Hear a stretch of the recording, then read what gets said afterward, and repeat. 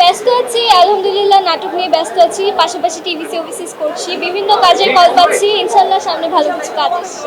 আমাদের গল্প নাটক নিয়ে যদি বলতে চাই, বলা কখনোই শেষ হবে না। এটা খুবই জনপ্রিয় একটা সিরিজ, আপনারা সবাই জানেন।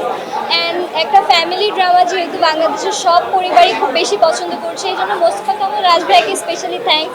সে এত ভালো একটা নাটক আমাদের সবাইকে উপহার দিয়েছেন। আমি এই নাটকটাতে কাজ করতে পেরে নিজেকে খুব লাকি ফিল করি, যেহেতু এত গুণী গুণী আর্টিস্ট এই নাটকে কাজ করছে, তাদের সাথে কাজ করলে অ্যাকচুয়ালি অনেক কিছু শেখা যায়।